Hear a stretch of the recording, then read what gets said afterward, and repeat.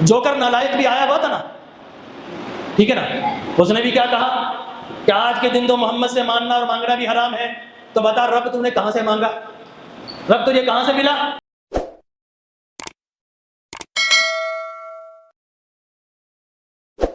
کہا کہ اتنا شاندار نبی بھیجا، کیا کرو؟ فالذین آمنوا، اس پر ایمان لاؤ، ایمان لے آئے۔ اب کیا کریں؟ اس نبی کی تعظیم کرو۔ میں نے کہا رب ایمان لانا کافی نہیں، کہا نہیں، ایمان لانا کافی نہیں، ایمان لا کر سر خدا کے لیے جھکنا چاہیے، دل مصطفیٰ کے لیے جھکنا چاہیے۔ جہاں سر جھکے وہ مقام خدا ہے، اور جہاں دل جھک جائے وہ مقام مصطفیٰ ہے۔ فرمایا کہ نہیں، تعظیم بھی کرو۔ کیوں کہا؟ اس لیے اللہ جانتا تھا کہ کچھ ملا ایسے آئیں گے جو زبان سے تو کلمہ پڑھیں گے، دل میں تعظیم مصطفیٰ نہ ہوگی، لہٰذا کلمہ پڑھنا بیکار جائے گا، خود بھی جہنم میں جائیں گے، اپنے ماننے والوں کو بھی جہنم میں لے جائیں گے۔ لہٰذا شرط لگا دی، ایمان کے بعد ایمان لائے، اب تعظیم کرو۔ اور دیکھیے تعظیم بھی نہیں کہا تعزیر کرو۔ تعظیم اور تعزیر میں فرق ہے۔ تعظیم ہے آپشنل، آپ نے کسی کی تعظیم کرنا چاہے کرے، نہ کرنا چاہے نہ کرے، لیکن جب تعظیم تعزیر بن جائے تو اب قانون بن گئی۔ جس طرح آپ دیکھیں نا تعزیرات پاکستان کے تحت، یہ شق کوئی یہ کام کرے گا تو اتنی سزا، اتنی پنشمنٹ، تو اللہ تبارک و تعالی نے تعظیم نہیں تعزیر بنا کر قرآن کا قانون بنا دیا کہ اے ایمان لانے والوں، تمہارے پاس کوئی آپشن نہیں ہے کہ نبی کی تعظیم کرو نہ کرو، لازماً ایمان لائے ہو تو آمنہ کے لال کی بارگاہ میں فقط زبان سے ایمان نہیں لانا، ارے زبان کو بھی جھکانا ہے، دماغ کو بھی جھکانا ہے، اور سب سے پہلے اپنے دل کو بھی جھکانا ہے۔ تو اللہ نے تعزیر کہا ہے، تعزیر کرو۔ پھر اگلا لفظ کیا؟ وَنَصَرُوا، اس کی مدد کرو۔ کیا محمد عربی نے مدد کروا کے خزانے جمع کیے تھے؟ نہیں، مدد کرنے کا مطلب ہے دین کی تبلیغ کرو، دین کا پرچار کرو، لیکن خبردار تبلیغ کرنے سے پہلے اس نبی کی عزت دل میں سنبھالو۔ یہ نہ ہو تبلیغ کرنے جاؤ اور نبی کو پڑھا لکھا کہنے کے بجائے ان پڑھ کہہ ڈالو۔ ابھی ایک جوکر نالائق بھی آیا ہوا تھا نا، ٹھیک ہے نا، اس نے بھی کیا کہا کہ آج کے دن تو محمد سے ماننا اور مانگنا بھی حرام ہے، تو بتا رب تو نے کہاں سے مانگا، رب تجھے کہاں سے ملا؟ لہٰذا تبلیغ کرنے سے پہلے ایمان اور تعظیم مصطفیٰ دل میں لاؤ۔ اور آپ نے وہ کلپ بھی اس کا سنا ہوگا، ایک عیسائی سے مکالمہ کہ ہمارے عیسیٰ کو معجزات لے کر آئے، موسیٰ ایسے معجزات لے کر آئے، آپ کے نبی کیا لے کر آئے؟ خاموش، کچھ نہیں لے کر آئے۔ میں نے کہا خدا کی قسم، اگر نبی کا ادب اور نبی کی عظمت اور نبی کی تعظیم دل میں آتی، ارے ہم سے پوچھو، ہمارے نبی وہ لے کر آئے ہیں جو 1.25 لاکھ نبی بھی نہیں لے کر آ سکے، وہ لے کر آئے ہیں۔ ہمارے نبی سارے 1.25 لاکھ نبیوں کی تعلیم کا کمال لے کر آئے ہیں، سارے نبیوں کی تعلیم کا جمال لے کر آئے ہیں۔ جہاں سارے نبیوں کا مقام ختم ہو جاتا ہے، ارے وہیں سے مقام محمد مصطفیٰ کا آغاز ہو جاتا ہے۔ لیکن نہیں بتا سکا، کیوں؟ وہ تعظیم، تعظیم نہیں تھی دل میں نبی کی۔ تبلیغ کرنے نکلا وَنَصَرُوا تو ٹھوکریں کھا گیا۔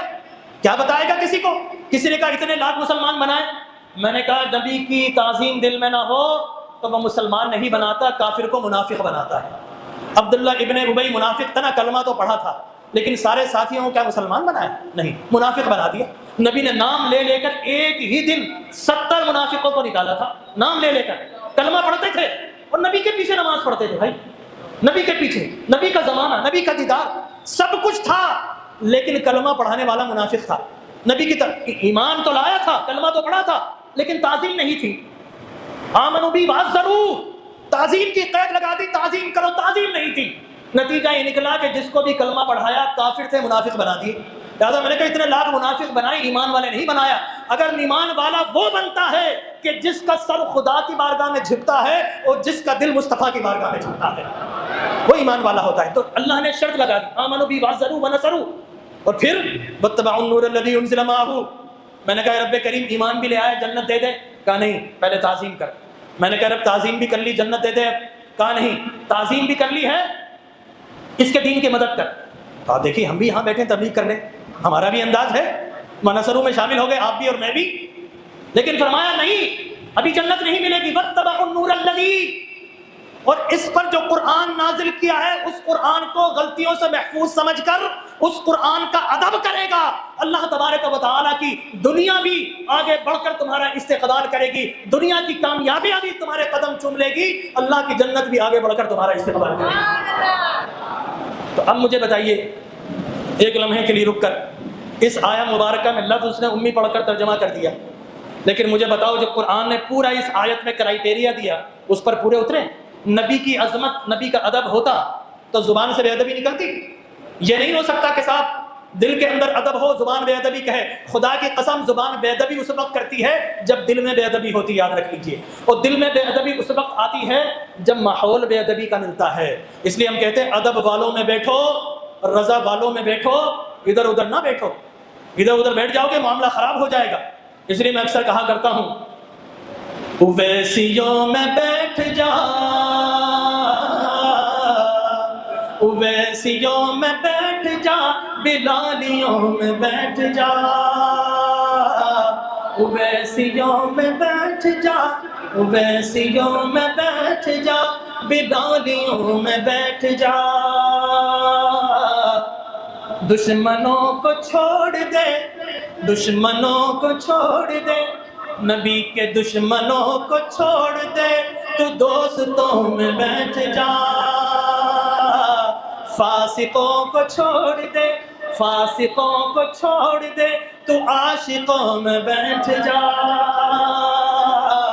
یزیدیوں کو چھوڑ دے، یزیدیوں کو چھوڑ دے، یزیدیوں کو چھوڑ دے، حسینیوں میں بیٹھ جا، بوجہلیوں کو چھوڑ دے، بولہبیوں کو چھوڑ دے، بوجہلیوں کو چھوڑ دے، صدیقیوں میں بیٹھ جا، صدیقیوں میں بیٹھ جا، فاروقیوں میں بیٹھ جا، عثمانیوں میں بیٹھ جا، تو علیویوں میں بیٹھ جا۔ تو کہیے میں بات کیوں کہی ہے؟ اس لیے کہیے، دیکھیے دل تو دکھا تھا، اور اس دکھے ہوئے دل سے ہم نے اس کا جواب بھی دیا، لیکن وہ شخص جب کینیڈا سے واپس آتا ہے، میں نے اس لیے بول رہا ہوں آپ لوگ بیٹھنا کہاں پر ہے، جب وہ کینیڈا سے واپس آیا میمو سے مل کر، ٹھیک ہے نا، بوٹس میں بیٹھ کر، برہنہ خواتین سے ہو کر، اب دیکھیے اس نے کیا کہا قرآن میں غلطیاں، تو بتائیے یہ اعتراض سب سے پہلے کس پر گیا؟ اللہ پر، اللہ پر گیا، اس لیے کہ قرآن کا حافظ کون ہے؟ انا نحن نزلنا الذکر وانا له لحافظون، اللہ پر چلا گیا کہ اس نے غلطیاں جانی تھی معاذ اللہ۔ دوسرا رسول اللہ کو ان پڑھ کہہ دیا، رسول اللہ کی گستاخی۔ تیسرا کہہ دیا قرآن میں غلطیاں، قرآن کی گستاخی۔ اور چوتھا صحابہ نے غلط لکھا، صحابہ کی گستاخی۔ اور بھائی قرآن تو صحابہ کی زبان پر نازل ہوا ہے، ان کی لغت میں، اور یہ جو درس نظامی پڑھ کر تو اترا رہا ہے نا جامعہ رشیدیہ سے، اور بھائی یہ درس نظامی کے تابع قرآن نہیں ہے، قرآن کے تابع درس نظامی ہے۔ اس لیے کہ جب قرآن نازل ہوا تو حضرت علی کرم اللہ وجہہ الکریم نے اپنے خادم ابو الاسود الدوئلی کو کہا کہ قرآن کو سامنے رکھ کر قرآن کی گرامر لکھنا شروع کر دو۔ تو قرآن کو سامنے رکھ کر علم النحو اور علم الصرف لکھی گئی ہے صاحب۔ تو قرآن گرامر کے تابع نہیں ہے، گرامر قرآن کے تابع ہے، اور تو نے اپنی غلط گرامر سے قرآن کو غلط ثابت کرنے کی کوشش کی۔ ہمارے بڑے بڑے علماء کرام نے، نحوی علماء نے کھول کر بیان کر دیا تو جھوٹا ہے، اللہ کی کتاب سچی ہے۔